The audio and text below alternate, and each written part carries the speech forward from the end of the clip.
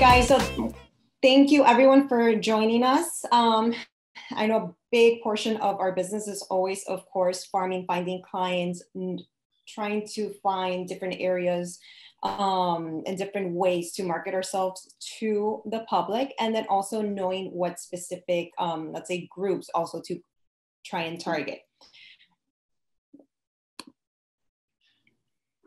All right, so we're gonna start off with a little fun facts about ourselves, just so you can get to know us a little bit. Dania. So my name is Dania Diaz. I'm with Remax Advanced Realty. I've been in the business for like 17 years, started as an assistant, joined Center 21, kept my license part-time, like most of 95% of all other agents in Miami. About 8 years ago, I took a serious leap of faith. I joined Remax, the rest is history. And there's some, fun facts for you guys to read, and also put down my Instagram handle to follow me on Instagram, like my posts. I'll also be your friend as well. Katherine? All right, so I was actually born in Colombia, but I was raised in Miami. I came when I was a baby. I am a Florida State Seminole. I've actually been in sales and management for over 15 years, but specifically in real estate for the past a little over 6 years. Love anything having to do with the ocean, and I love traveling, and I'm a huge foodie. All right, so farming, right? We are a business, us in itself. So we have to treat ourselves as a good business owner. We have to market ourselves. Marketing is absolutely everything, and it's differentiating yourself from the 50 plus agents that we have here in South Florida. That's how you're going to set yourself apart from the competition. So part of differentiating yourself is branding yourself. First, you have to ask yourself these specific questions when you're setting up your marketing plan and setting up your target areas or groups. And these are, who are you going to be marketing to? What areas, what specific groups, what are you marketing? And it's not just yourself. What are you marketing? Are you going to be specializing in anything specific? Vacation home, condo, single family homes. Be very specific in all these questions. The more specific, the better. When is the best timing, especially if you're going to be running ads? We'll get into all this later on. Where is your market? How are you going to be marketing?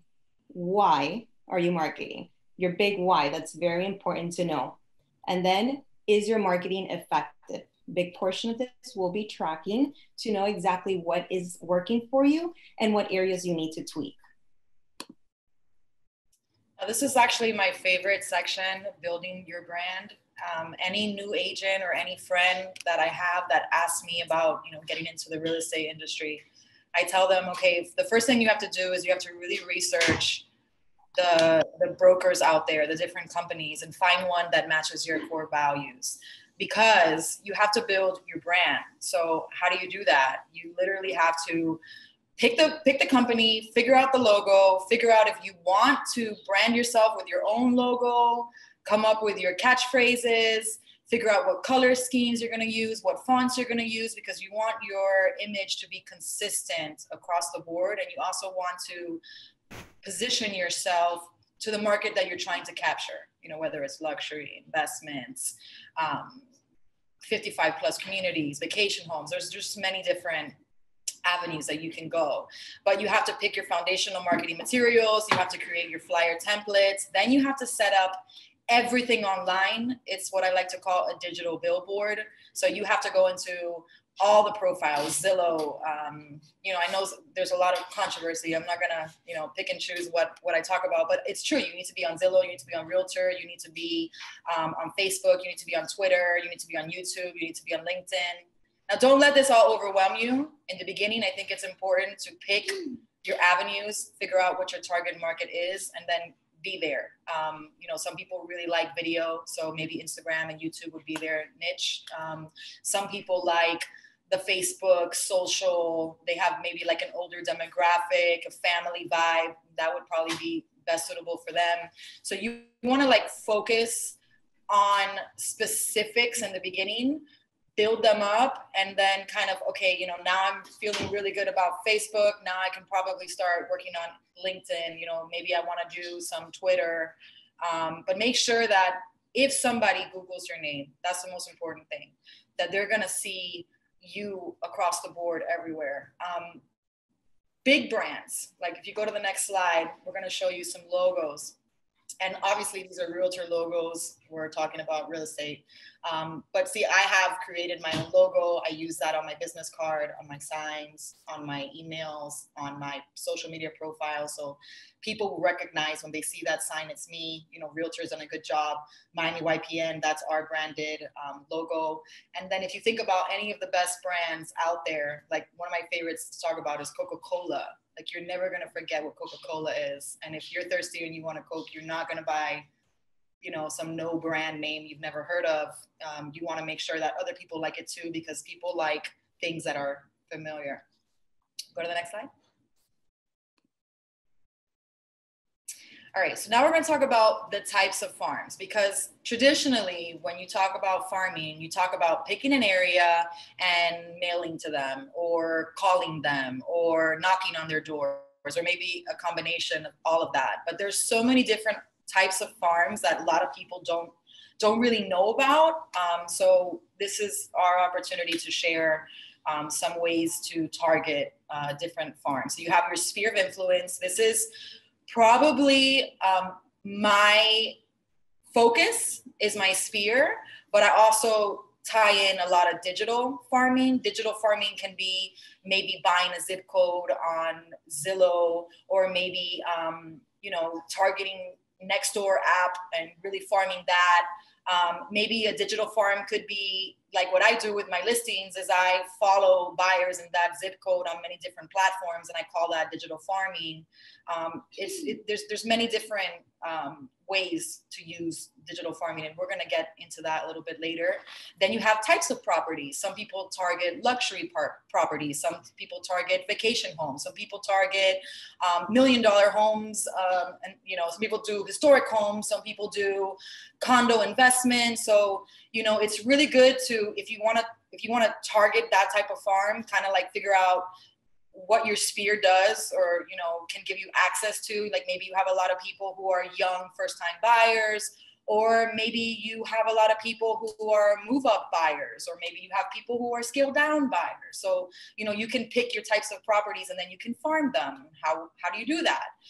We'll get more into that later, but just a little teaser. You could potentially, let's say you want to farm 55 plus communities because you have a lot of family that's very social in those neighborhoods. And so you want to make sure that you are, you know, trying to host events for them, or maybe create a newsletter for them, or maybe speak to the guard gates and the associations there and really implant yourself to be the one that they will call when they know of anybody looking to buy or sell. And then of course you have like the lifestyle. Maybe you have a kid in school and you get really active in the PTA and really big in the school, and you do fundraisers and you advertise in the school. I've seen some schools with banners on the gates, you know, of real estate agents. And hey, if you're very active in the school, that's a good way to do it.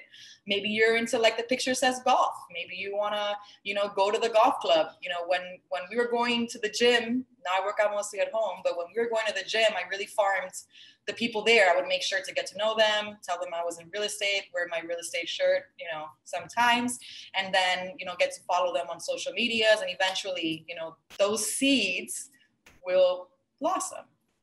Next slide.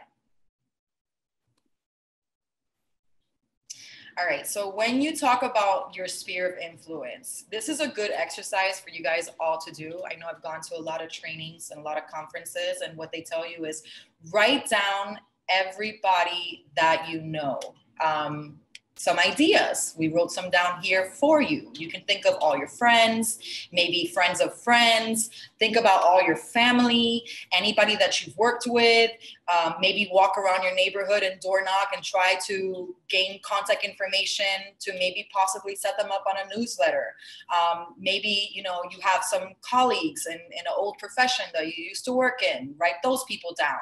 Maybe you were part of an organization. Maybe you are, you know, there's real estate investor associations. There's, you know, there's many different. If you just think about all the things that you do, all your hobbies, you know, I could go down and read, but I'm sure you guys, you know, can read as well. And I don't like to always read from the slides, but like what I tell a lot of new agents is this: write down everybody you know, and then call them and tell them, listen, I just joined Remax, and I'm really excited. I work with an incredible team. We have sold many properties in your neighborhood, and I just want you to think of me when you think of real estate. Would you mind giving me your email so that I could potentially send you some information? And then if they say, well, I'm not really interested, you say, well, I'm not going to bombard you, just tell me how you like to be contacted. Would you want me to send you my weekly newsletter, maybe only my monthly newsletter, or maybe you just want a market update once a year? I'd be more than happy to do that for you. Kind of feel out how they like to be communicated to, and then implement that into your CRM. That's another total complete topic. CRMs, you really need to find one and implement it so that you can keep yourself organized. I have an excellent CRM system, and I can actually put tags on people. And let's say I have a certain group of people that I have spent the time, maybe 5, 10, 15 calls a day to everybody that you know on your sphere. And then I know that, these people want just a monthly fund newsletter. And then these other people, they want to hear from me weekly.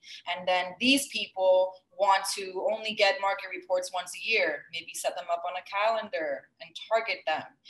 The most important thing is that, a lot of agents have a huge network, but they don't use it. They don't put it to its, maximize its potential. So if you just communicate with everyone, everywhere you go, any relationship you have, nail ladies, cleaning ladies, car wash people, roofers, anybody, and you just make sure that they know who you are, the law of reciprocation. I will send people that I know to you, and you send them to me, provide the value, and eventually another seed will blossom.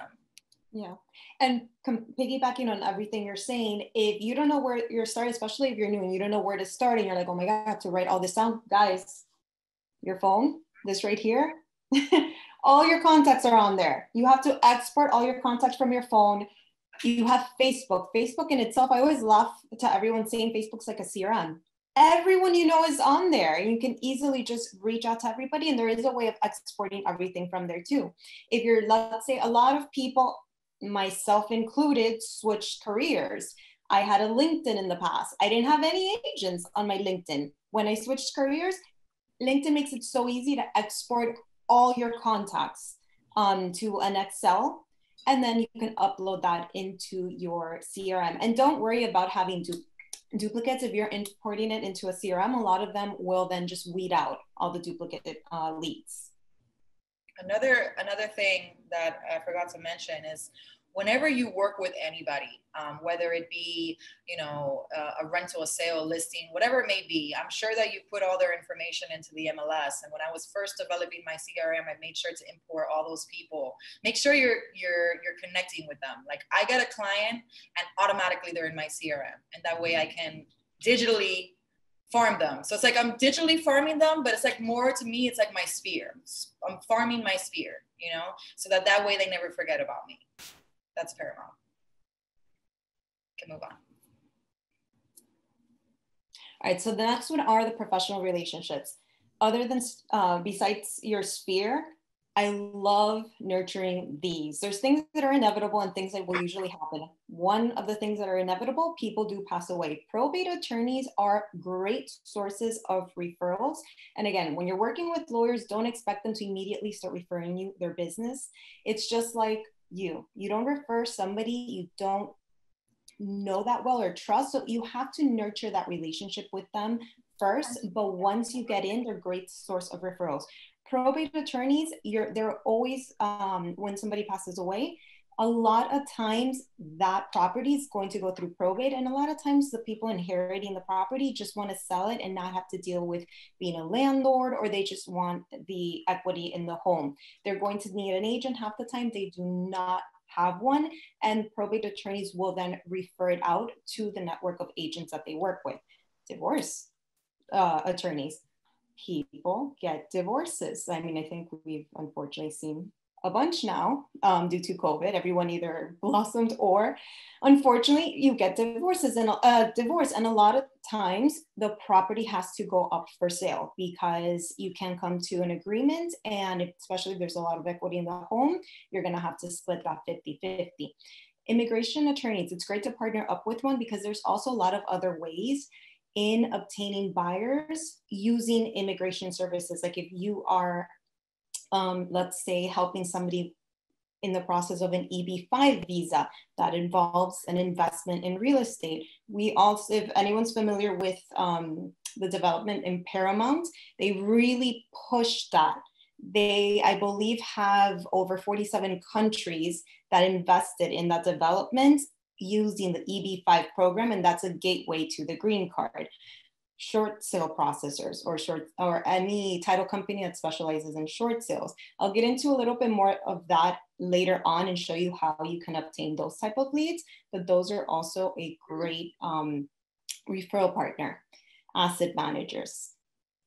Those are, when you hear of agents saying, oh, I specialize in foreclosures, it's because they have a relationship with the asset managers and they are the ones that filter out the REOs over to them.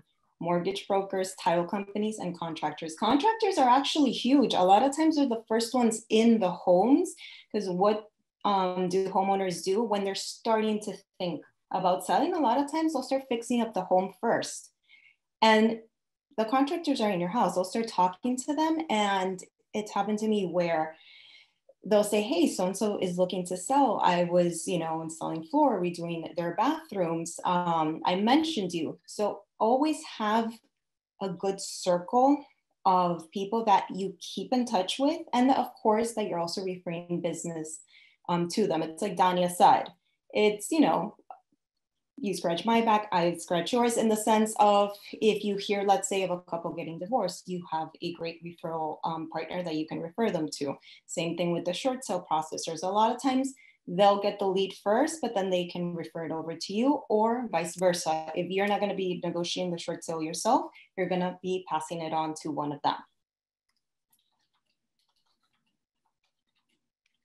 Dania.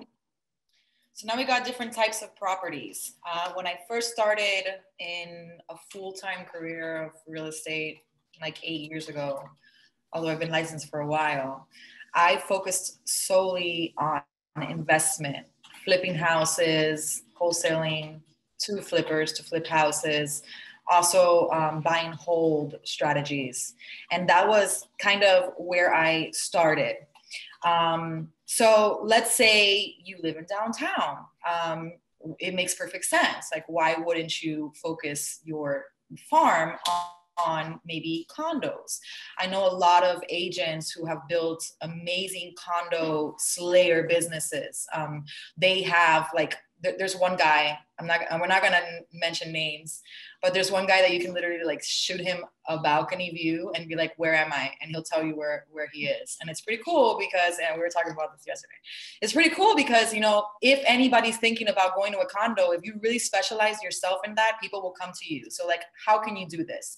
Well, okay, social media, it's a free platform. Or if you want to get more technical, I know other agents who have created actual websites with blogs. And so what they do is they literally every single week, obviously, anything you do is going to take time. It's not like you're going to snap your fingers and you have an entire website with every single condo ready. You have to do a lot of homework, but it will eventually pay off. Because let's say you're just starting out and you don't really have the capital to build a website or the know-how. So you can just start with Facebook. You can create a Facebook page and then build it up. So let's say you say, okay, so today I'm at this building. You can even be in 3 buildings in one day, but spread them out so it's content over time. So let's say an action plan for you. You can say, every single day I am going to showcase a building and I am going to do story videos, walkthroughs of the building amenities. I'm going to give a video of the unit that I'm touring, and I'm going to, or maybe I don't really like video. Maybe I'm more of a writer. So maybe I just want to write a blog, about my experience at this building. There's so many different avenues and so many ideas that you can do. when it comes to types of properties, it's not any specific area. It's just the property. So we also have friends that do the same thing with historic homes. They have created blogs for historic homes, and they have really implanted their positioning for their brand all over so many different channels to be the go-to when you would like to look for a historic home.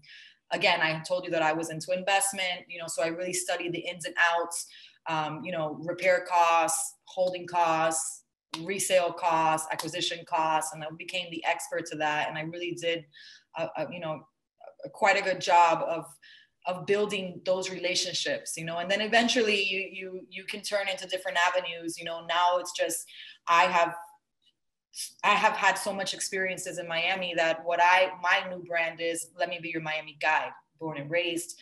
I have sold in all the different neighborhoods. I would love to help you explore where you want to go. So that's kind of like my farm now. It's not any particular type of property. Granted, I know my limits. If there's something that I'm not 100% well versed in, I'm going to call a friend. That's why it's very important to network. A lot of realtors don't understand the value of making relationships and figuring out other people's niches so that you can put them in your database. And whenever you have to go to that area or that particular type of property, that's the person that you would call, like the guy that we call for the condos, like the girl that we call for the historic homes, and so forth. And then Katherine and I were talking about vacation homes. There's actually a company right now that all my listings, like all my recent listings, I get an email from this, I guess, an acquisition firm looking to do Airbnbs or acquire a bunch of Airbnb properties. And then they offer you, to be the buyer's agent. Obviously it's your listing, so seller, buyer representation. And then they also give you a commission towards the rental. So that's like a new niche. If there's a couple of different places in Florida. Here, I'm sure, I do know that there are some companies and some agents that really focus on that. I think that's a real big opportunity because not many people are doing that.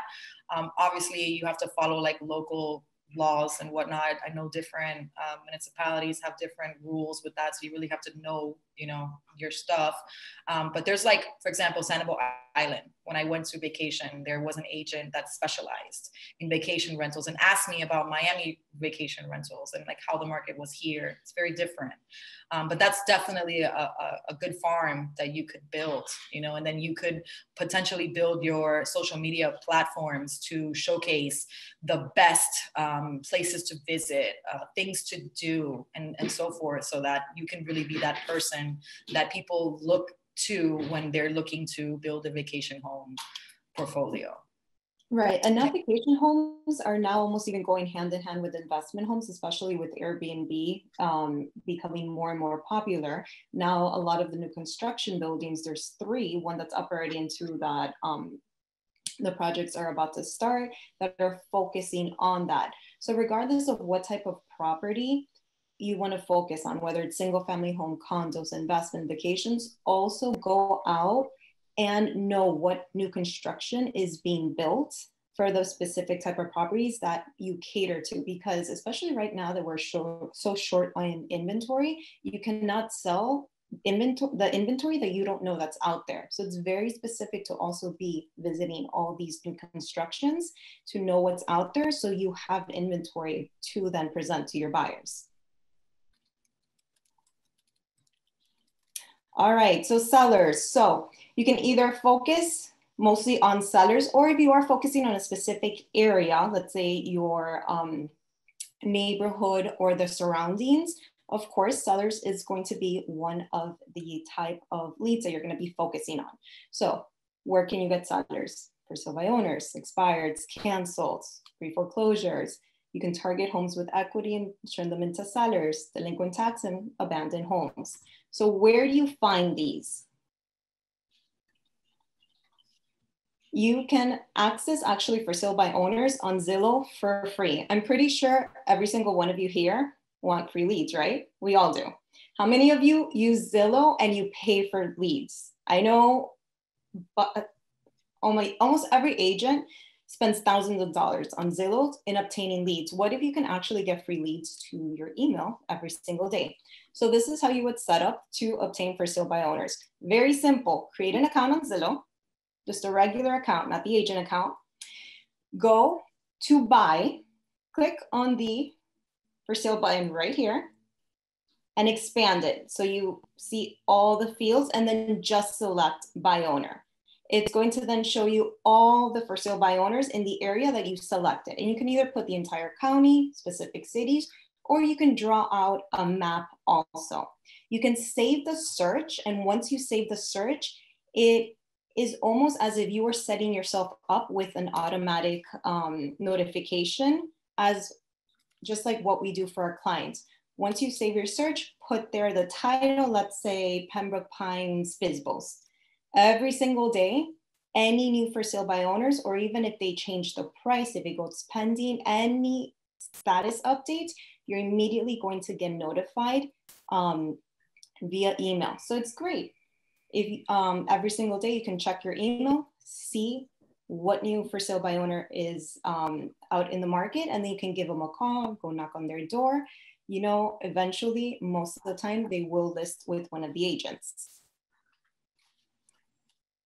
So old expireds is, I know a lot of agents right now, due to the lack of inventory we are all experiencing, going back and looking for old expireds to see if they are interested in selling again, especially if they're very specific clients looking for homes in certain areas.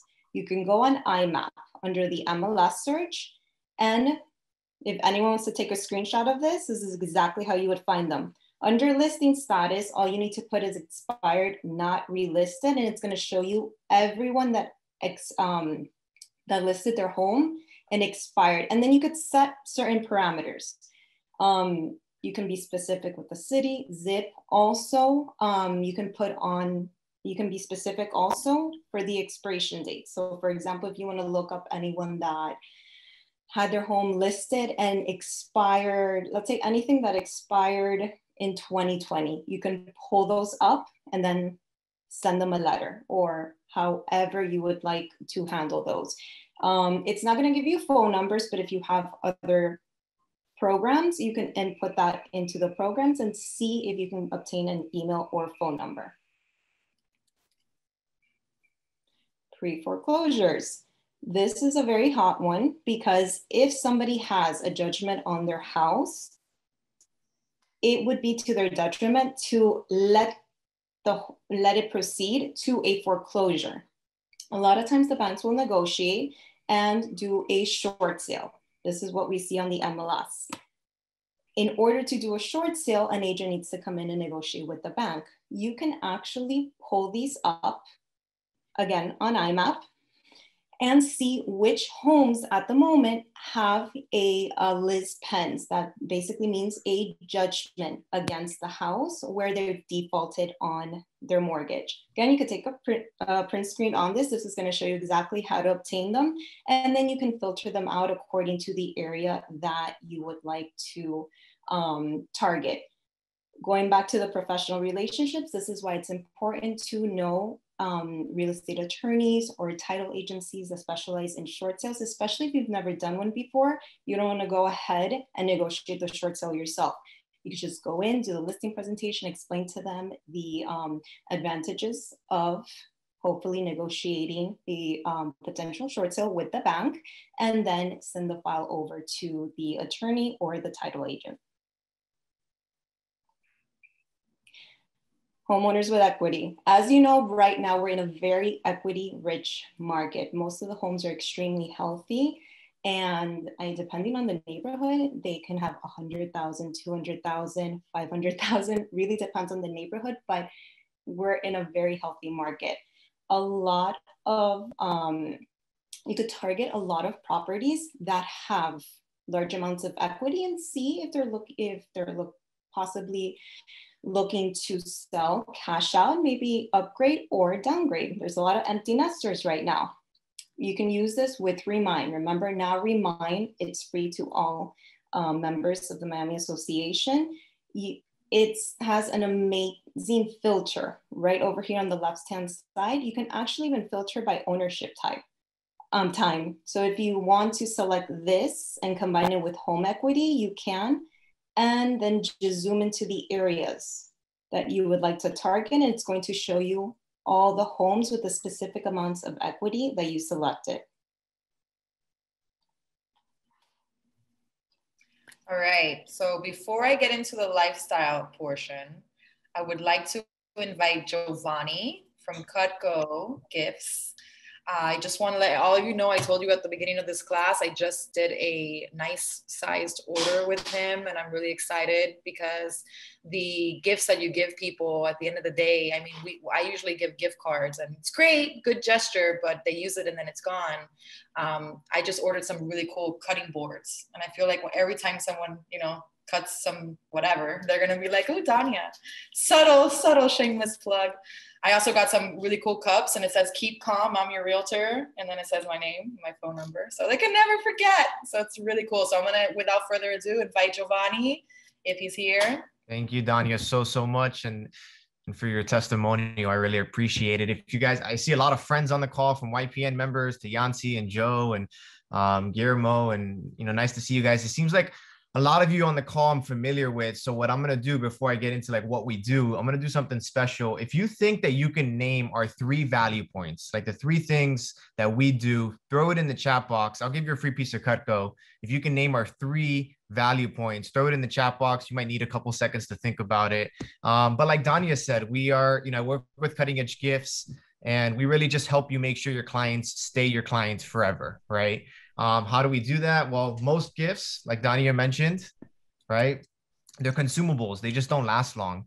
So what we do is we help make sure your clients get something that they're going to love and use every single day, right, for the rest of your career.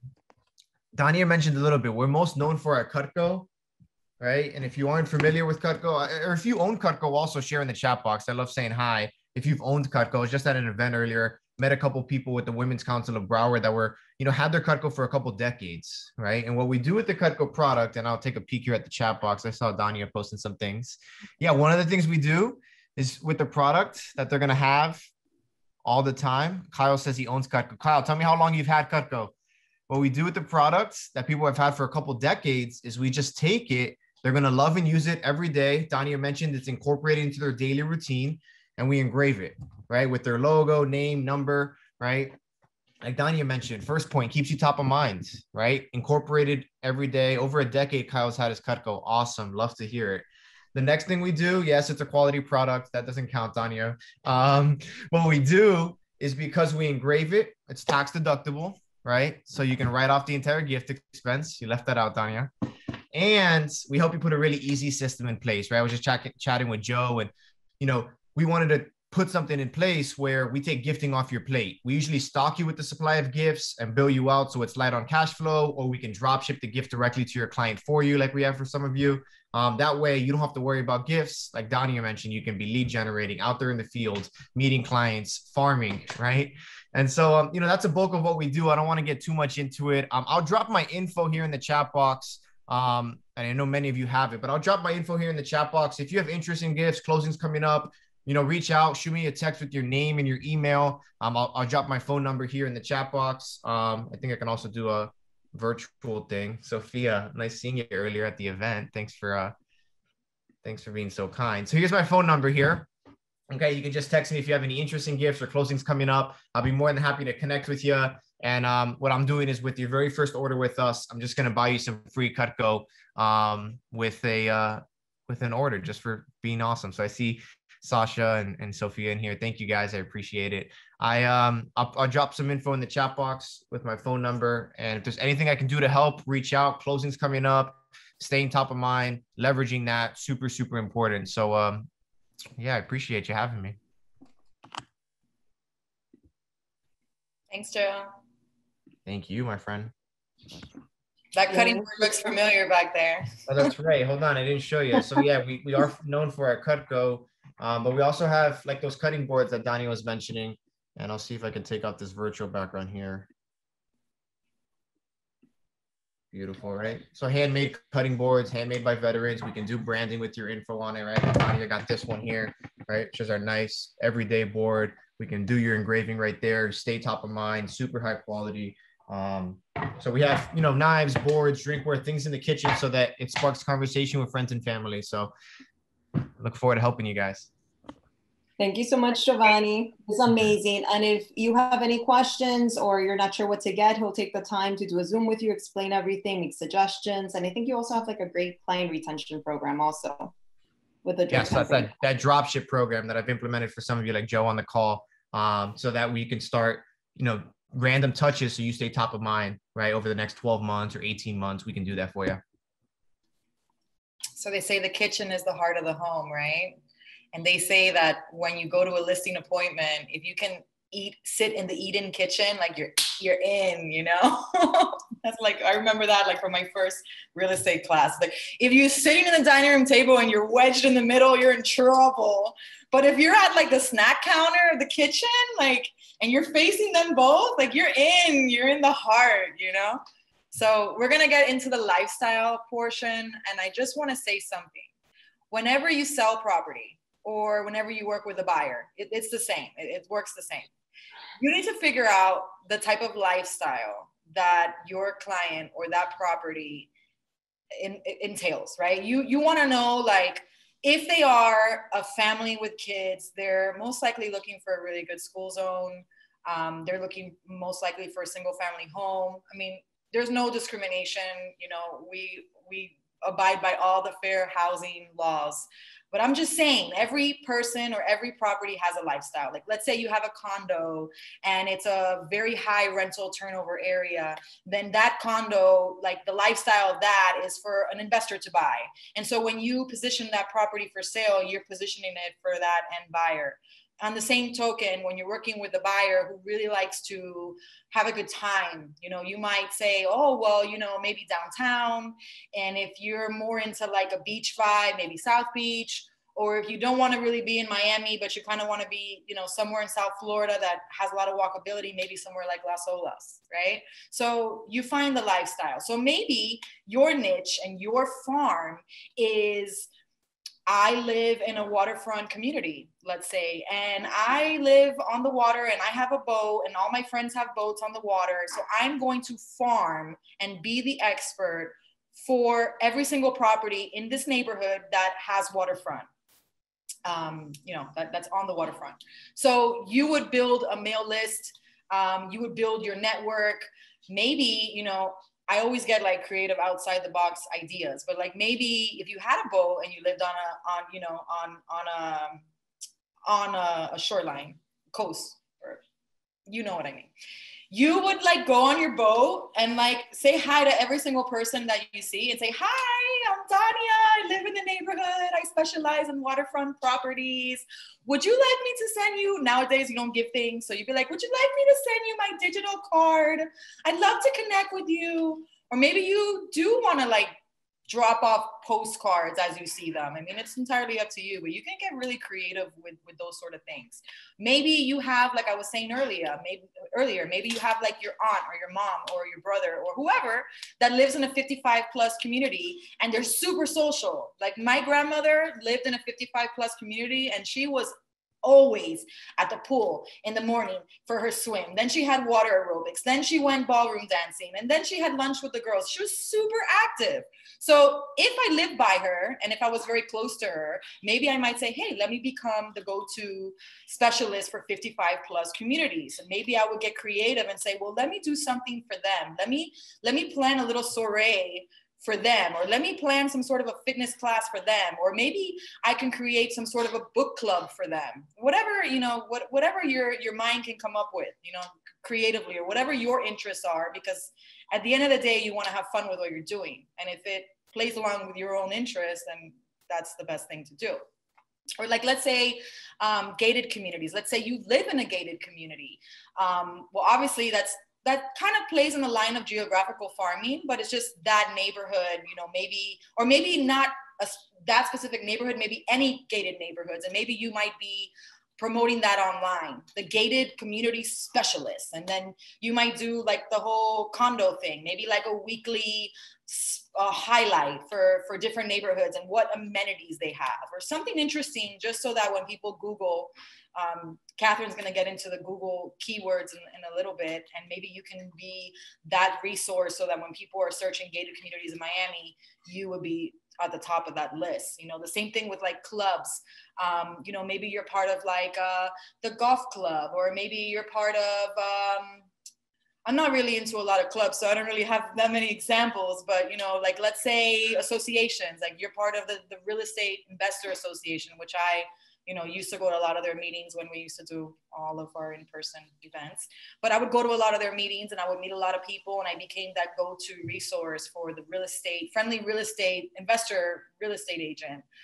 Because a lot of real estate investors are like, ooh, real estate agent, you know, they kind of have like a stigma towards us. But I would try to break the barrier and be like, you know, I'm on your side, and I have an investor hat, and, you know, I want to help you. How can I provide value to you? You know, so I farmed that in the very beginning. Now I just farm my sphere, and I do a lot of digital farming, but there's just so many ideas for new agents, experienced agents. You can kind of like tone down and say, okay, I want to farm a specific lifestyle. I want to do luxury, and I want to do luxury on the waterfront, you know, or I want to do luxury in Coco Plum, or I want to do luxury in the islands, Star, Hibiscus, Palm. You know, you can literally create that niche for yourself. There's a story. I went to the Institute for Luxury Home Marketing. By the way, I've gone to like so many classes. I think that for any agent, that's like the number one thing that you should be doing.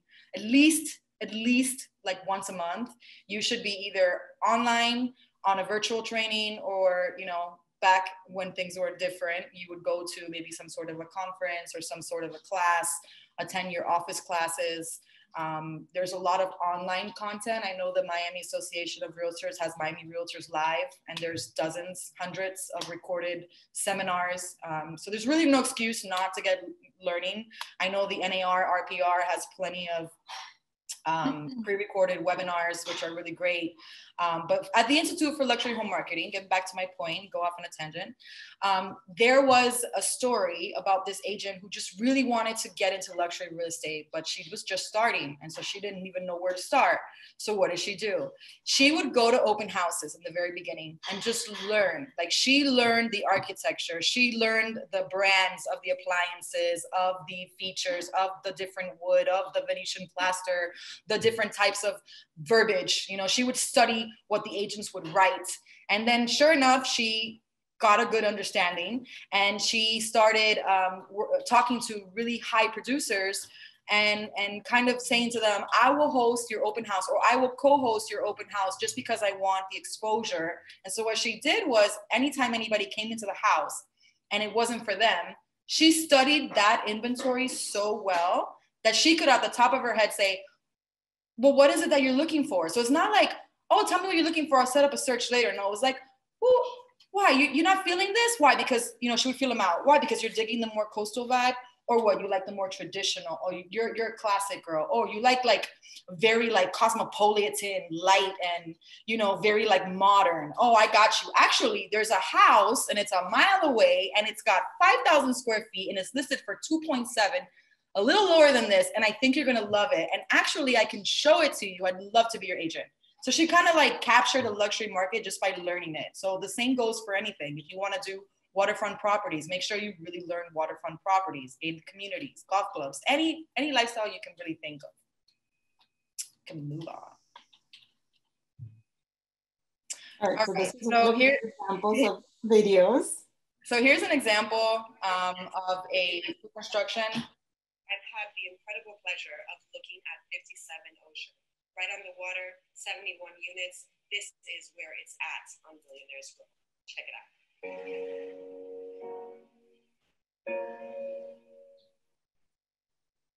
Like I said, I want to be the resource for anything Miami. So before, we used to attend pre-construction properties all across Miami, because let's get real, people want to look at property, but they also want to know what's coming, and you got to know what's coming. So I want my social media presence, and I want my brand to be something that when you go back to it, you just see everything about Miami, so that you really trust that I know enough to guide you into the right lifestyle that's right for you, you know? So like these videos are really cool. You could do this yourself. I know that a lot of these pre-construction companies actually give you this branded video material, and then you can do like I did in the beginning, a pre-recorded welcome to 57 Ocean. I was actually in the building. I've done that for quite a few buildings. Let's say like you want to just focus on new buildings. Maybe you just go to a new building every day, go to the sales center, request access to one of their videos, fuse it together, and that becomes your niche or your brand. No, absolutely. These are great tools where you don't need a big budget, and there's a lot of programs where you can add your own video onto existing ones. Any new constructions. If you don't have the time to go, you could talk to one of the sales representatives or email them and request the broker Dropbox. And that's all the unbranded material.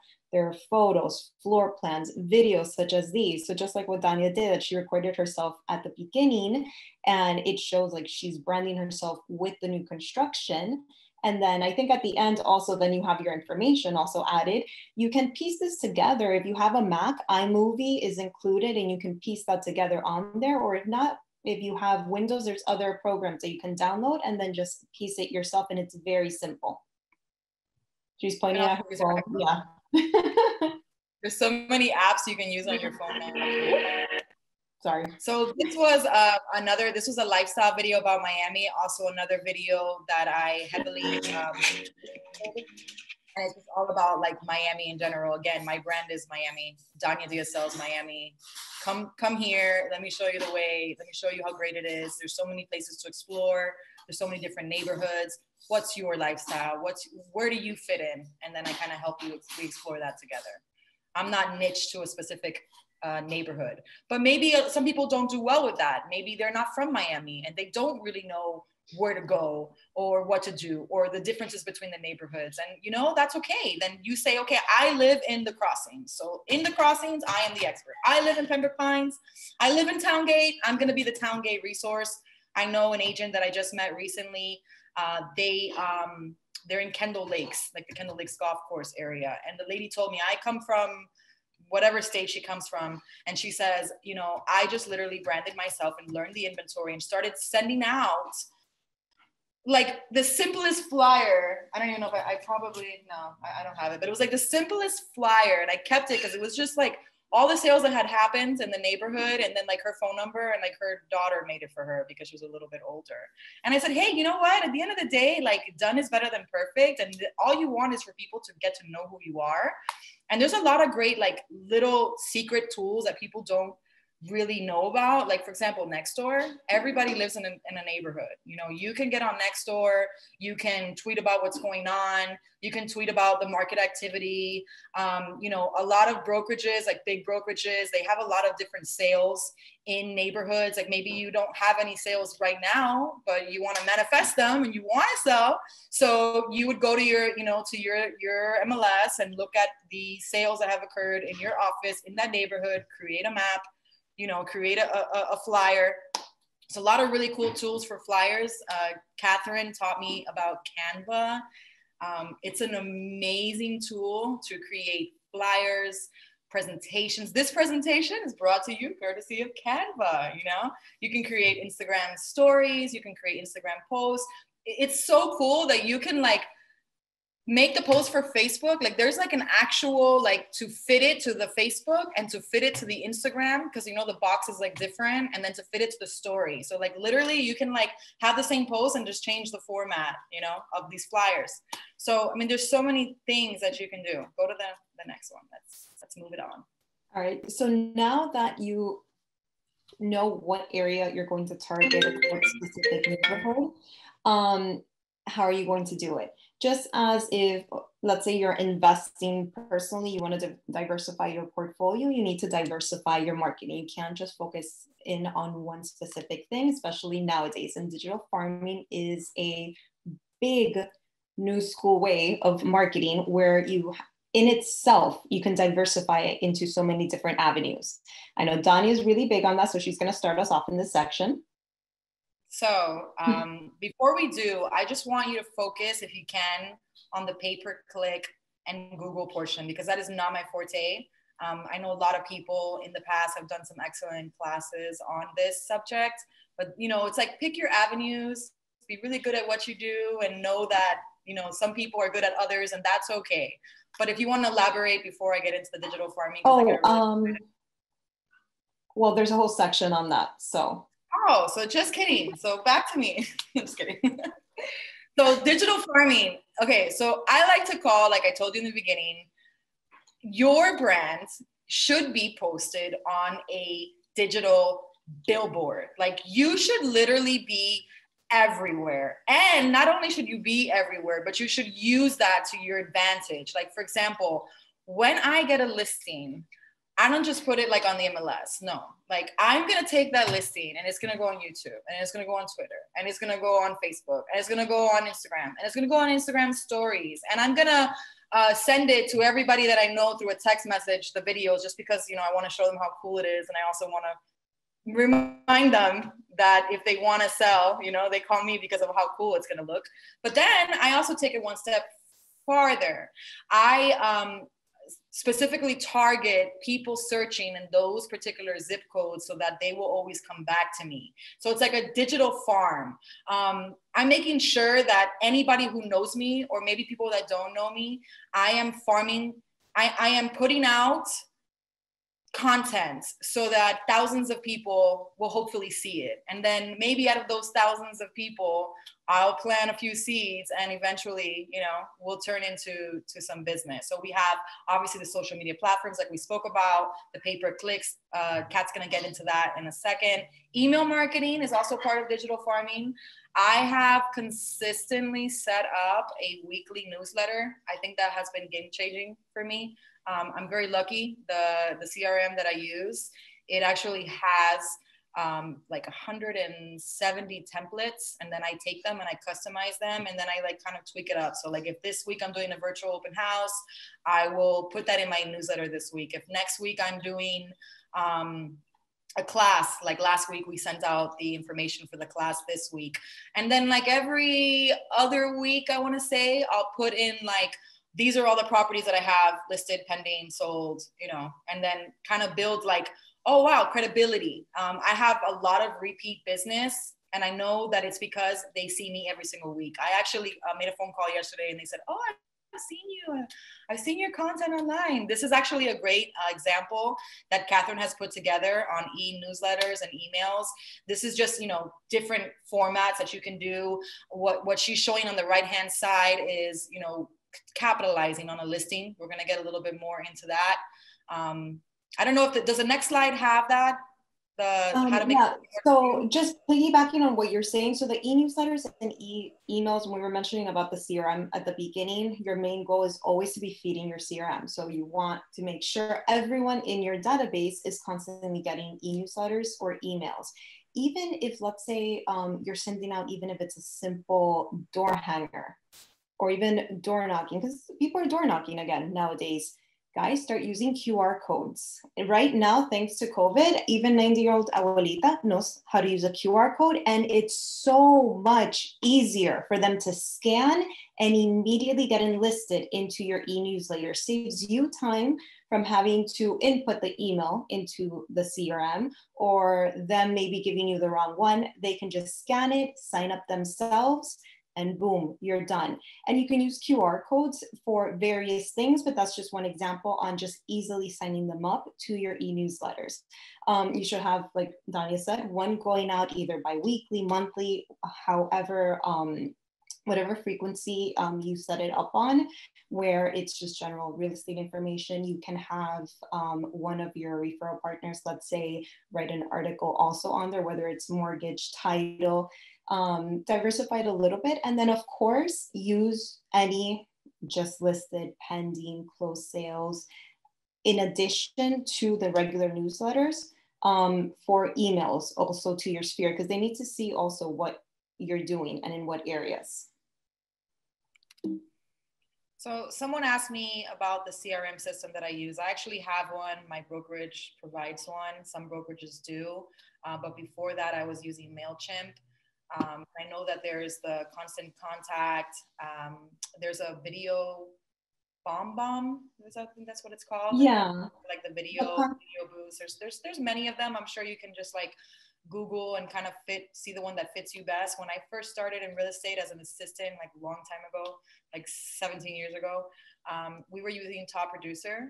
I think Top Producer is still around, and I liked it because it had like automated events. So like if you had like, you could put in your CRM someone's birthday, the anniversary of their property, and then it would automatically send them like happy anniversary, or even like a wedding anniversary or happy birthday or whatever that you set up into it, which was pretty cool. But like before I was using my brokerage CRM, I was using MailChimp, and it works very good because you can be very creative with it. Yeah, MailChimp and Constant Contact. So MailChimp is free. There's a free version that you can use. And then Constant Contact, you have, I forgot what it is, but if you have less than a certain amount of contacts, it's about like 20 a month. I use KV Core. It's great. It's integrated with the website. So the minute they register, it automatically goes into the CRM and sets them up on a drip campaign. But find a CRM that works for you and that works for your budget. The power of social media. So one thing I want to say about social media is that it's not an instant gratification. I started building my Facebook business page in 2014. And at that point, I didn't really have that many sales. I just really focused on, actually at that time, what I would do, because I go back into my history, I have on my photos, I have like, I don't know, hundreds of photos of Miami. I tell you, I love Miami. I like to walk around. I like to go to places. I love photos. So I would just take a lot of photos. And so people would look and see like, downtown and Coral Gables. And, then I would go into find out what developments are happening in Miami and then post that. And then I really got into digital boosted ads. I actually taught an entire class about this on the 20 Under 40 Awards seminar that we hosted last year. But this is just like an insight for you guys to see, like this video, and I think I have it here after the fact, was the first video that I injected a lot of money into. And so as I started like figuring out the Facebook, again, this is not an overnight thing. It took me a long time to like kind of test metrics, figure out what to do. I started with that lifestyle video we showed you in the beginning because I didn't really have any properties. Because at the time that I started doing this, the videos for the properties, excuse me, they weren't very popular. Like people had them, absolutely, but it wasn't something that like now is like everybody is making videos of their properties, whether they do it themselves or they have it professionally done. So I started taking my broker's footage and then boosting it on Facebook and then testing it. And so I would do like, let's say $10. And then I would say, okay, what's my $10 gonna do for me? Then I would do like $20. And then I would do like $50. And then I got like as high as like maybe like $100. And I was just doing this because I wanted to build recognition within my sphere because I've always very heavily farmed my sphere. So I'm like, if they can see these cool videos, then they're going to see that when it comes time for me to get their property, I'm going to do the same thing. And it really worked very well for me. So when I got this listing here at the Winds, I used this videographer had already had so much content of Miami and downtown and whatnot. So I sat with him. Obviously we videoed the property and I've always had like this vision. So I kind of like tell him, I want you to transition here. I want you to transition there. And we did like a from day to night sort of thing. And like, I guess because the beginning of the video was so compelling, the front slide screen was pretty cool too. I boosted like, I don't know, $300 on this video. And I got like a 97% watch rate. Like maybe they didn't through play it, but they actually didn't scroll it. So I was just like showing you here on the right-hand side of the screen, you're gonna see the reach, like 243 people organic, like that saw it because they follow my page. 23,000 people that were paid. Right? And then you have like, it's not so much the reactions, the comments, the shares. I'm not really concerned about that. I just want people to see it. And I want to be able to show the seller, look how many people I'm going to get to see your property. Not only am I going to get, everybody that knows me personally, but I'm also going to market to all these people. If you look at the very bottom, you'll see like the 3-second video links. I would get that number, 22,634 divided by 23, 463. It comes out to like 97, 98% of people watched it. And then you look on the left-hand side, we talk about digital farming. That's also what I do, spear and digital, right? So on the digital side, I am always boosting things. Like if you go to my Facebook page right now, I also like, I import a lot of things from Instagram now. And I used to say not to do that, but I feel like it's content at the end of the day, and people who know you, if they see it on all the platforms, it's okay, as long as there's some new stuff there. But I'll boost like articles. Like the last article that I boosted was Miami has become the new tech hub. And I boosted like 20 bucks. And I got like 100 people to like it and like maybe 7 people to share it. And for me, that's all I care about. I just want like people that I know, my friends, my family, to be like, oh, look, Dania, you know, wow, Dania shared something else, or Dania's really up to what's going on in Miami. Because again, my brand is come to Miami, I'm going to show you the way. If you look on the left side, you see the things that have like 86 reach or 69 reach, or I guess $5.99, I probably boosted like $5 just to kind of like put something on content, you know. But the ones that are like low, you'll see it. You go to my page and you'll see like 20 views. That's because I didn't boost it. But the ones that I do, I can show the seller like, look what I'm going to do for you. Let's go to the next slide, and I'm going to show you this video, and you guys can create these videos too. You have a really good thing. Capitalize.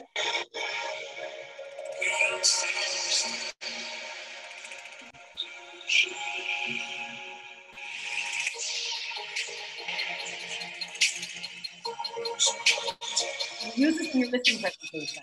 So show them what you do for them. Like this is one really cool thing to get this sort of content. And so if you're gonna work your way up to get something like this, like you're gonna like maximize on it, you know? So that's all I gotta say about that.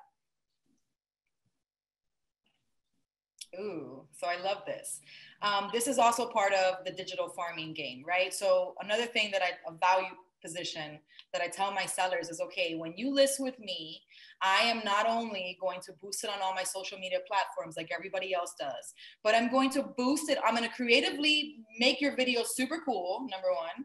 And then I'm going to position it on Facebook, Instagram, but I'm going to take it one step further, right? And I'm digital farming. How am I digital farming? Because in certain platforms, like let's say AdWords, for example, I could put in this particular listing and it will send it to every single person who has, with cookies, you know, the trackers on your computers, anybody who has typed in a certain zip code, like let's say 33176.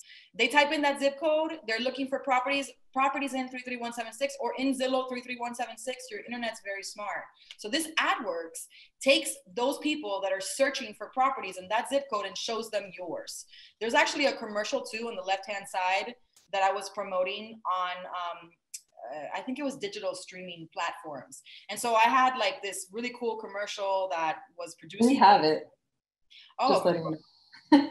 Yeah. But you can also like farm your zips, right? Home for sale. Home for sale. Home for sale. Home for sale. We've got a home. Available now.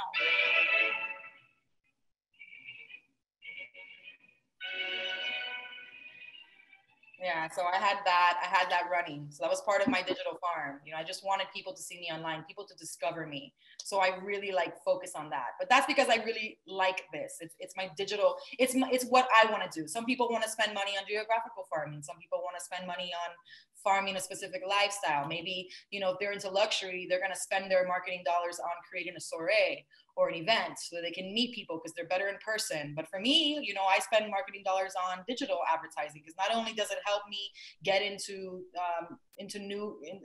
in front of new people, but it also, you know, helps me, you know, build my brand, and it helps me sell my listings, and then it helps me position myself to be, you know, the agent that they want to call because it's going to be fun the time that when it comes to market their properties. So this is the part that Katherine's going to get into. She knows a lot more about this than I do, so take it away. All right. So as I mentioned before, this is definitely one of the new school ways of marketing, especially I think the statistic is anywhere from 85% of home buyers start their search online, and they're going to start, a lot of them, the misconception amongst a lot of people is that immediately they go to Zillow or Truly or one of the big websites. Sometimes, yes, but a lot of times they're actually going to go on Google and Google specific things. So, for example, I have these two here, homes for sale on the left-hand side and then Kendall Real Estate on the right-hand side. Let's take home for sales on the left-hand side. And Google and a couple other platforms are getting smarter where they're not even putting the actual words ad on the top. But in case you're not aware, whenever you search for anything whatsoever in any of the major platforms, usually the first 2 to 5, depending on what you're searching, are paid ads. The rest just organically come up. If you're going to go this route, I highly suggest to be as specific as you can. For example, the left-hand side, homes for sale, that's a very broad and generalized search, especially if you also do, let's say, Miami homes for sales, or let's say Miami Beach home for sales, or anything that's very general. What pops up? Douglas Elliman, Trulia. You're never going to compete with those huge companies that are honestly spending thousands of dollars every single day to ensure that they're coming up on top. Under that, you see Realtor.com, they just organically come up since they have so much traffic on a daily basis to their websites. Now, if you become a little bit more niche, for example, Kendall Real Estate, you actually see other websites of that, if you go on them, are owned by single agents that are paying for those specific keywords to pop up on top.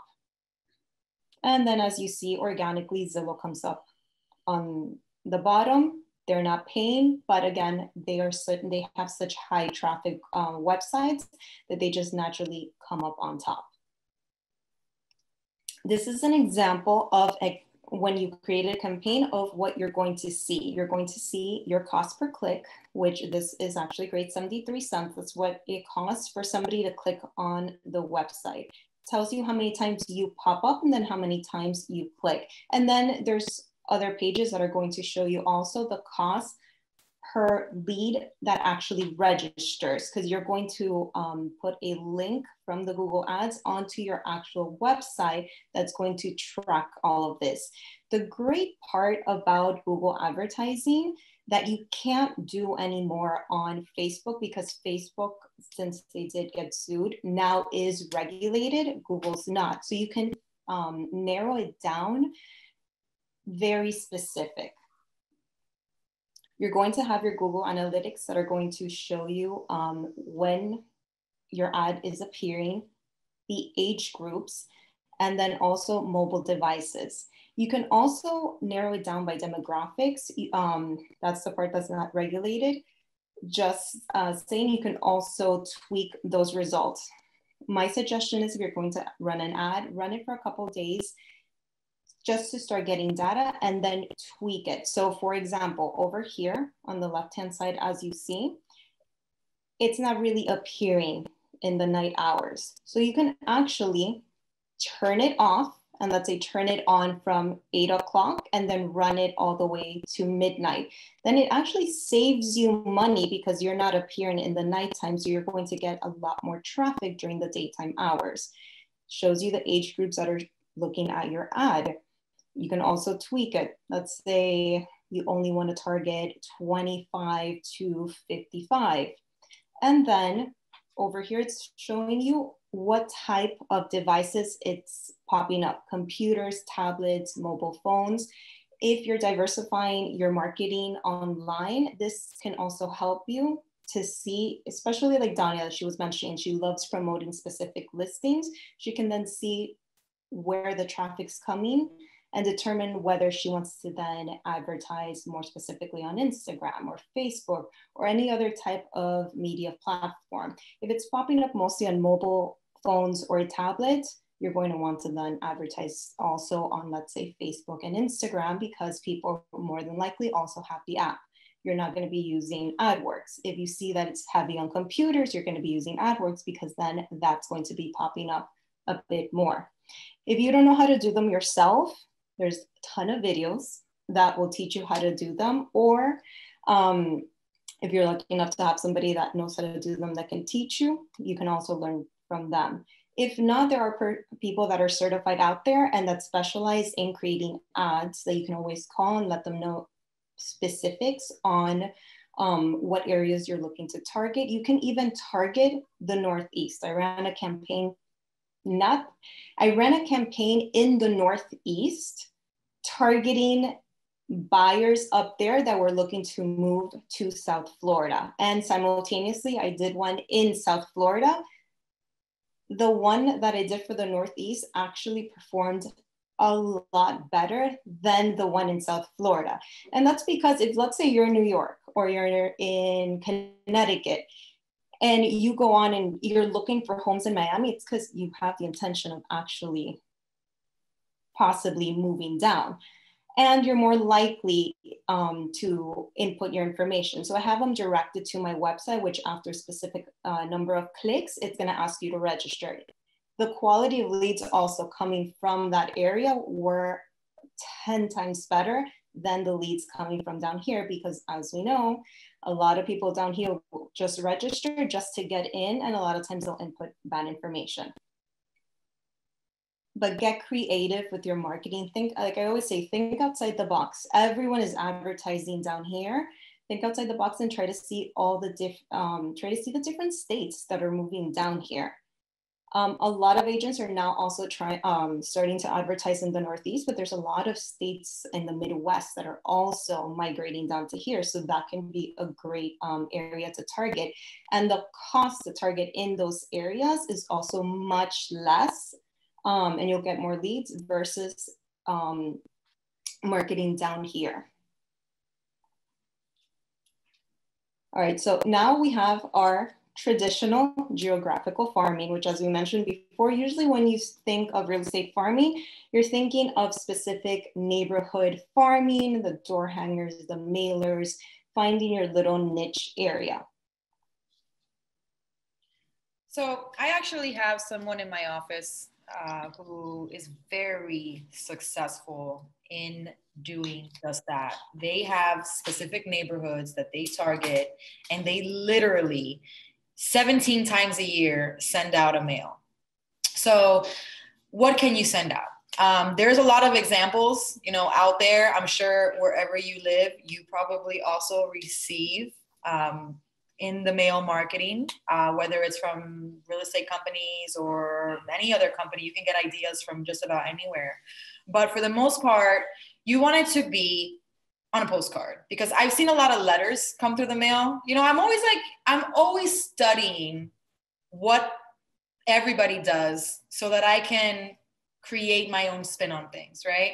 So like if I open up an envelope, first of all, you already know it's like an envelope. If it's printed on, it's not handwritten, that's the worst, because they know it's probably propaganda and they'll probably throw it away, never open it. If you get more creative and you handwrite it, maybe like when I send my thank you cards, I send it in a colorful envelope, small, so it's a different shape, and I handwrite it. That is gonna get a lot more attention. But for the most part, most people are using postcards.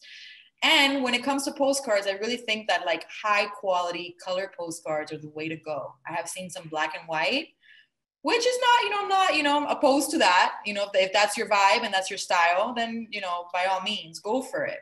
But the most important thing is when you design your postcard, right, you want it to be not so busy. You want to pick something. Like I've seen a lot of people try to be like, let me say this and let me say that, and let me show you all the sales, and then let me show you my activity, and then let me show you a picture, and then I got my information, and then I got my blog, and by the time it's a mumble jumble.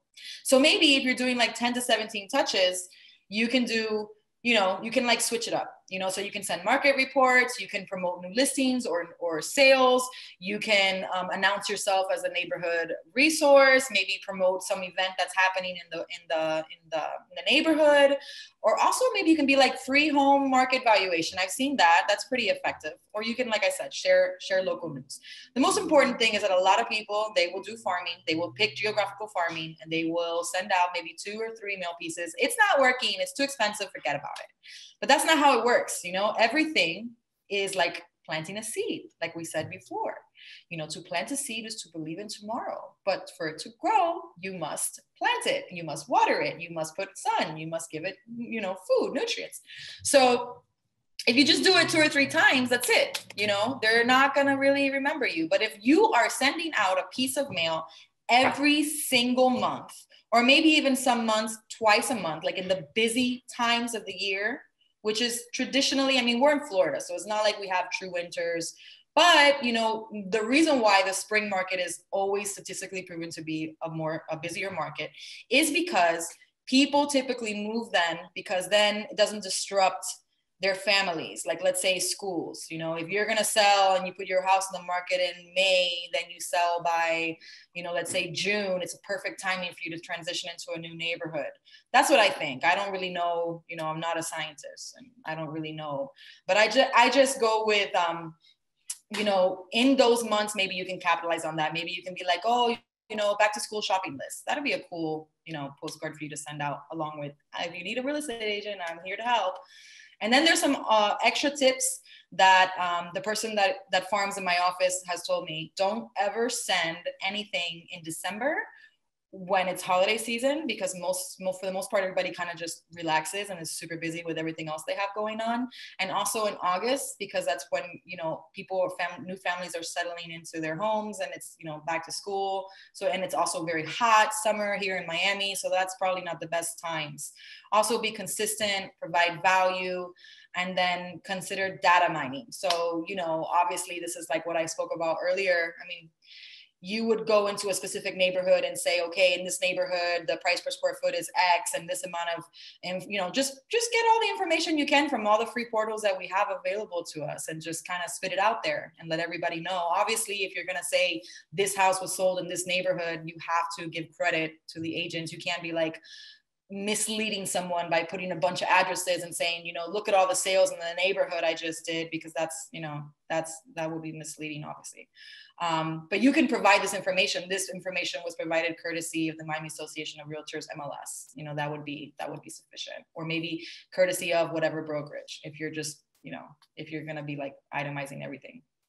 This is an actual example of one of the mail pieces that that person, because we don't like to like name names, uses, right? So this is pretty much all of the sales that they have made in that neighborhood, maybe in this year, maybe all time, or if, you know, you're lucky enough to work with a brokerage that has a lot of traction, you could potentially put, you know, courtesy of our office. You can say, look at all the sales we've made, our office has made, or look at all the sales your company name has made. And you can list all the sales, and then you can say recent sales in the neighborhood, you know, and then on the bottom, I think there's a little small print. And I do believe I covered it up, but it does say information courtesy of the MLS, of the Miami Association of Realtors MLS, so that there's no, you know, false advertising, like look at all the houses I sold, you know. But it's really cool, because let me tell you something, people love to know what's happening in their neighborhood, and I find that these sort of postcards are very effective. Like if you can be that person that sends this, like let's say either quarterly, because you want to mix it up, let's say quarterly you send this sort of newsletter with all the sales data, they could like almost look forward to you. And again, if you just stopped, if you just did, you know, a couple touches, and then you know, you're not being consistent with it, or if you're going to be consistent, like let's say your budget is only 4 times a year, but again, 10 to 17 touches to get somewhere. So let's say like your budget's only 4 times a year, but make sure that it's like every 3 months. It's not like a newsletter, next month a newsletter, no newsletter for 10 months, a newsletter, no newsletter for 4 months, a newsletter, no newsletter for a year. That's not effective. You know, you want it to be consistent. All right, so when you're selecting your specific farm area, you want to make sure that you're actually selecting an area that has a good turnover rate and, of course, a good average price. A lot of people, usually starting in your own neighborhood is great. However, if your own neighborhood, and sometimes in the higher price points you'll see this, only has maybe 1 or 2 sales a year, is it really going to be worth it as far as spending your marketing budget in that particular neighborhood? So you have to make sure and run your numbers. So preferably an area you've had a sale in, because then you have some sort of credibility, but if not, it's perfectly fine. Find an area that has at least 1,000 to 2,000 homes. That's always a good number to start. somewhere where you've seen that 45 to 90 homes have sold in the past months, 4 to 5% turnover rate, and then know the movers and shakers in the area, what to look for, and where. So this is an example of Silver Lakes. This is an old example, but it shows you what to look for. So there's about 2,700 single families in that neighborhood. At the time, there were 22 active, but in the last year, there were 129 closed sales, 4.76 turnover rate, which is fantastic. The average days on the market in that community were 53. So homes there fly off the market, and the average price is about 408,000. I always call that your bread and butter because those will turn over very quickly. However, there's sub-communities. So depending on the sub-communities, they could be anywhere from 230 up to, I believe now they're probably about 775,000. So know the movers and shakers in your area, because that more than likely when you go to the listing presentation, they're also going to be interviewing, and you want to know your competition. How do you find this out? Very simple. Go on Matrix, do a search of all the closed sales, add the listing agent field here, and then see if there's a name that stands out, that's there for 2, 3, 4 listings. If you start to see that one or several start to appear, as you can see, that means they're more than likely farming the area and they specialize in the area. Now, thanks to the internet, you can easily Google their names. A lot of times you even find their online presentations or their listing presentations, and you can start to get a feel of what it is that they're going to present to the potential sellers. Knowing your competition is essential, because then you know exactly what you're going to be up against, and you can know how to position yourself differently. So once you do have a listing, make sure and put it to use.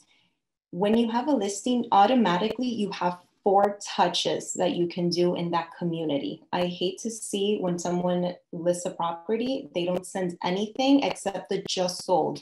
No, there's 4 touches. The more you send out to the community, the more you're going to start to stick out, even if it's the same listing. First one that should be coming out. Now the coming soon now is tricky because you know that we cannot advertise a listing unless it's 24 hours before it goes live. So since mailers are a bit tricky, if you like, send out door hangers. They're even that's more inexpensive anyway. Do a door hanger with the coming soon for the upcoming listing. And then of course it hits the next day. Then do a just listed. Depending on what CRM you use, or if you develop a personalized website for the property, have a QR code on there so they can scan and send them directly to the property's website. Once it's under contract, guys, send out either a door hanger or a mailer saying under contract. Obviously don't put the price, but especially nowadays, if it's above asking, definitely put it on there. And if it's multiple offers, put it on there. And then of course, put the just sold. Once you do all of this, and especially in today's market, I would also pick up the phone and circle prospect, because more than likely you are getting multiple offers. Because as I mentioned before, we're in a shortage of inventory. If you had a listing, imagine calling one of the neighbors and saying, hi, I'm so-and-so from ABC Realty. Just wanted to let you know, I just sold the house on 123 Main Street. It flew off the market in just a couple of days. However, I had 15 offers. So I still have a lot of active buyers that are looking for properties in your community. Have you thought about possibly listing your home? Yes, no, see where that goes. But if anything, they're going to say, wow, that's amazing. They're already going to know of you because you've touched them 4 times. You never know if you even get a referral out of this. And then find something special with the sale that you do. So don't just put just sold and the price. Everyone does that. Find something special. It sold in 3 days, multiple offers, highest price in the community. If you were on the buyer side, you can still market. If you were on the buyer side, you can still market the listing and just market yourself as I bring the buyers in your community. Who do you think the seller's going to want to hire? The person that automatically has the buyers and that will sell it quicker for them, or some other person? They're going to want the agent that has on hand the buyers that they're going to bring to the community. Sugar. Dania? So I'm not sure. Oh, guys, if there's some background music. Can you mute yourselves? Yes, please. You're the host, so I don't know if you can do that. I muted her. All right. So here's an example of putting a listing to work for you. So she mentioned on, the actual mailers to the neighborhood, which is a phenomenal idea, Catherine, by the way. I think that, like, let's say you have a listing in a neighborhood, you can at least, you have a small budget, maybe pick like 100 of the closest homes in the proximity and do what you said. And I'm sure you're going to get like at least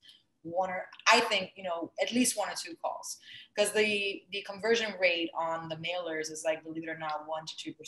And that's calls. That doesn't mean that they're going to convert. It's up to you to convert them. So what I do is when I get a listing, again, I'm a big digital farmer, right? So what I want to be in front of my people's eyes digitally. That's my forte. So I took a listing here, and this is from last year, because this presentation is from last year, so sorry that it's a little dated, but it's a good example because it shows you, like, okay, on Twitter, this is what I did, and then on Instagram, that's what I did, and then on YouTube, this is what I did, and then on Facebook, that's what I did, and then I created an open house flyer over here, and I created a lot of demand, like their open house. Like, I literally had a day where I had like 3 showings. It was the day before Thanksgiving, and I had like 3 showings planned. And so what I did was I said, oh, great idea. Let me send an open house flyer to every single agent, so that those agents that are gonna go with their clients that day, they're gonna see it. I'm gonna put it on Facebook. I'm gonna boost it. And then I'm going to put a bunch of signs everywhere, so that when those 3 buyers come, even if only those 3 buyers come, they're still gonna feel the demand for the property. And that's how you entice people to move, right? Because if not, it's like, oh, let me just wait and see what happens. But I just think, like, for anybody that's just starting, like, to make sure that you look at this and, like, you can implement this with your listings. I know that it's time consuming, but again, you have to build a digital brand if you want a digital farm. You can keep it going. All right. So going back to farming your specific area, whether you're putting door hangers, mailers, whatever type of marketing method you're using, you're always going to have a call to action. And a big part of that is always the home evaluation. Instead of putting the call to action that we always see, oh, contact me for a free home evaluation. Nowadays, people want instant gratification. And even for you, find a quicker way of trying to obtain the lead, because somebody could have the intention of calling you, but then something gets in the way. They lose the postcard, they lose your phone number. As I mentioned before, start to use QR codes. Everyone knows how to use one now. Have the QR code linked to the home evaluation page on your website. That way they scan it and it immediately sends them over to the home evaluation page. They can type in their mailing address and boom, they get their home evaluation. Instant gratification, and you get your lead that much quicker. This is just an example of what they would see. So depending on the CRM you use and your website, it's going to come with different features. Mine's automatically then adds them to a potential seller drip campaign, which is going to send the market stats for the neighborhood. And then they immediately get market stats for their neighborhood, and of course, the estimate of their home evaluation. So this is an example of what they would be seeing. And then once you sell a home, of course, you're going to add those buyers onto your database and put them on some sort of drip campaign, because you don't want to just sell them the home and that's it, forget about them. You want to touch them on a regular basis because they're going to form part of your network. If you do not have a CRM, that's perfectly okay. There's a ton of tools available to you, and I love showing the ones that are available at no cost. It's on your dashboard, and you can use this particular one. Is this one here called eProperty Launch. I used to love using that. You log on, you input their name, their address, and it's going to automatically send them every month this great little e-newsletter on their specific home.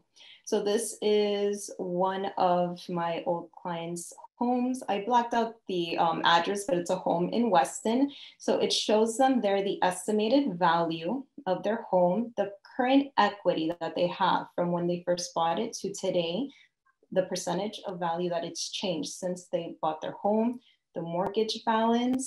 I mean, they're going to love this, and they're never going to forget about you in this way. And then when you scroll down, it's also going to give them a market stats on the recently sold homes in the area, and then also what's for sale. Ooh, this is actually exciting. I don't know if you guys have been using HomeSnap. HomeSnap has a pro feature. What I like about it most is it creates an actual Google page for you, and then you can request reviews. And when somebody actually Googles your name, Dania Diaz Realtor, or Dania Diaz Remax, or Dania Diaz Miami even, it'll show up on the right-hand corner as like a registered business, and then it'll say Google verified. And this whole purpose of this, like, is to show you, like she was showing you earlier, in the middle, it's gonna scroll down.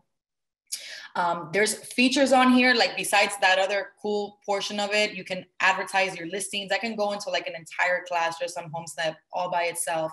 But when you're building a farm, she showed you Remind earlier.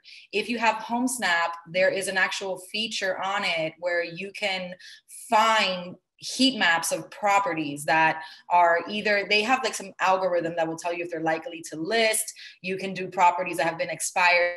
You can go MLS status expired. You can go for properties that are distressed, more than 30, 60, 90 days, 120 days late. You can look for properties that were listed maybe a decade ago. You can go for properties that people have owned for over 30, 40 years. You can go for properties that are owned absentee. You can go, on the left-hand side, there's a lot of different filters, and within the filters, there's a lot of different cool things that you can do. Like you can go like in a neighborhood. If you look at that green map there, you'll see that I did the home equity. So if I wanted to target properties that were 100% owned, the green boxes would indicate that those houses are owned either free and clear or very little mortgages on them. So you can actually create a mailing list from this application and then use like another software to import the list. And as you click on the actual boxes, like the green box, it will take you to that property information. I'm not sure if we can make that middle slide replay again. Kat, is there a way to do that? So as you go into each property, you can literally see all of this information, similar homes for sale, similar sold comps, all the history on the property, including when it was bought. So you can literally like go to any single property, not only through these heat maps and select them, but in HomeSnap, you can be in front of a listing or in a potential listing or your friend's house. Don't spy on your friends, but I didn't say that. But like, let's say you want to like know how much your aunt paid for her house, and you can like snap a picture of her house and you can see all the history, when she bought it. You can see how much the mortgage is for. You can even see on HomeSnap now, it's a little freaky because they've gotten like, I guess from the time of this last class that we did, they've even gotten more advanced. So now you can see like how much they make, what their income is. They even have phone numbers, and you can see if it's on the do not call list. They have emails, they have secondary phone numbers. Like there's so much information that you can get from HomeSnap. It is such an incredible tool. But in the light of building an actual farm area, you can also utilize so many of the filters, just like you can in Remind. Again, there's different tools for different people. But if you have not used HomeSnap, you definitely got to check it out. On the right-hand side on the top, you'll see how you can generate leads and build your brand. Now you can actually farm zip codes. So if you're farming a zip code, you could potentially digitally farm a zip code through your HomeSnap app. Every single listing that I get, I actually have like a dashboard. I'm going to just show you real quick because I think it's pretty awesome. But like you literally have like your, let's see if I can get this here. Let's see if the phone is going to be crazy. Here we go. So I can go to agents and I can go to my dashboard and I can literally see my I'm gonna Google stop the screen share so people can see you. Okay. Right. So like, for example, this listing, right?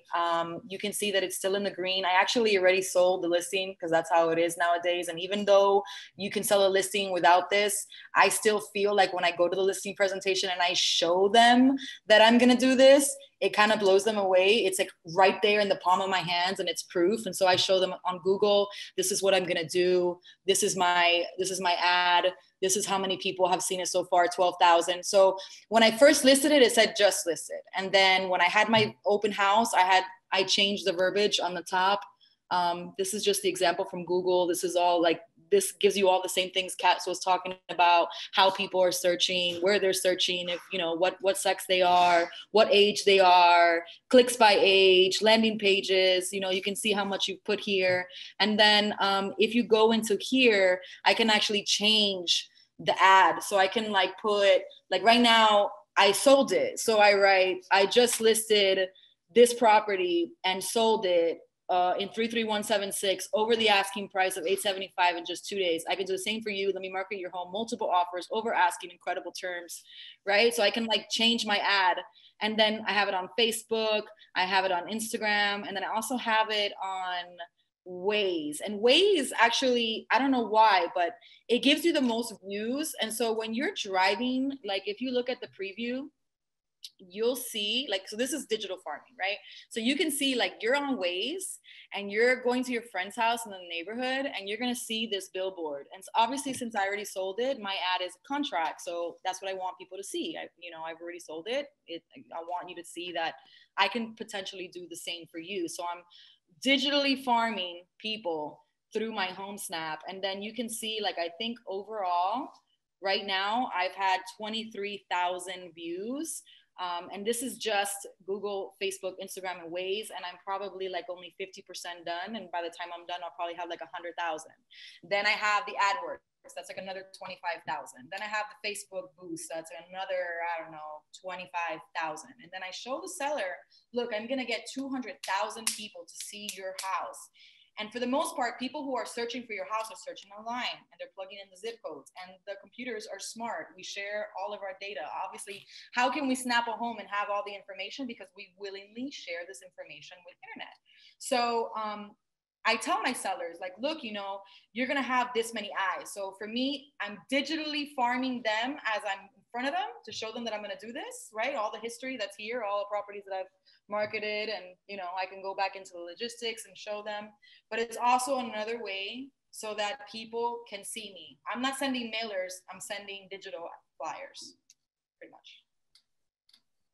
All right, so I know this was a lot of information. Best advice, once you select the group or the area that you want to farm, specialize that area, live and breathe it, and then pick the types of marketing that you want to do, any products, services, start one by one, really learn it so you can efficiently implement it into your business, and then move on to the next. As I mentioned, you don't want to just focus on one type of marketing. You do want to spread, have a nice, spread it across the board.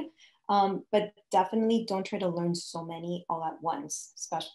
Learn one product, move on to the next, and then start implementing each one little by little. Once you finish, you're going to have a nice mix, and you're going to start to see the leads flow in.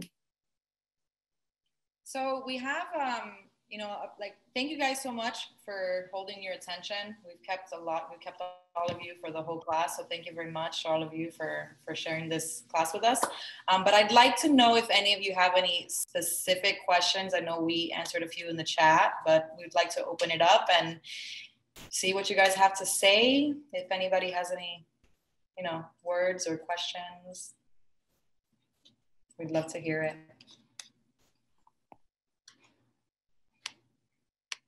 No? All right. Don't all talk at once, right? What? I said, don't all talk at once, guys. All right, guys. Well, if no one has any questions, Hey, everybody goes. Hi. Before everybody goes, if you're a YPN Pro and you haven't registered for the event tomorrow, look for an email from me, Kevin@miamimari.com.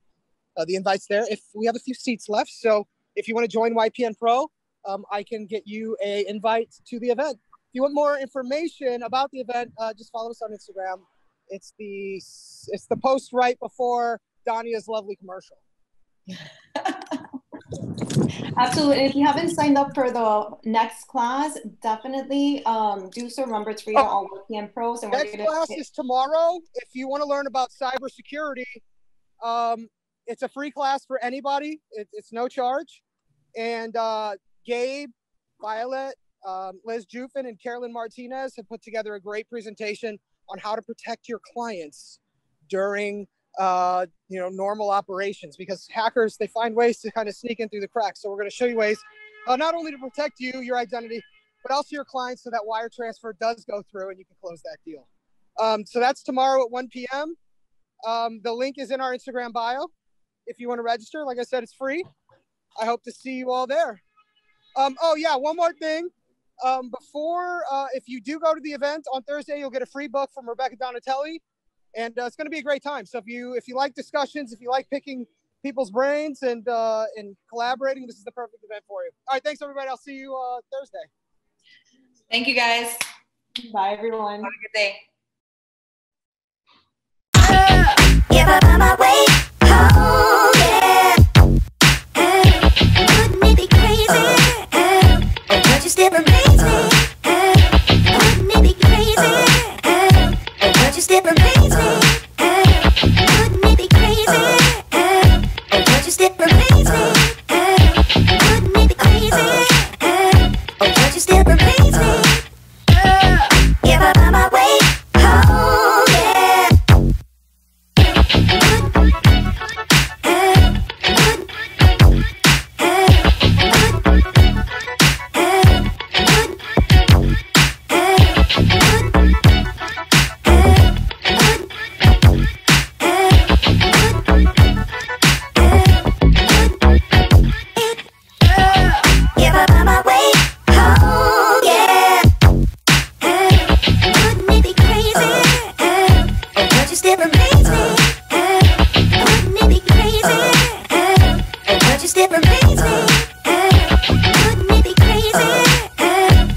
Just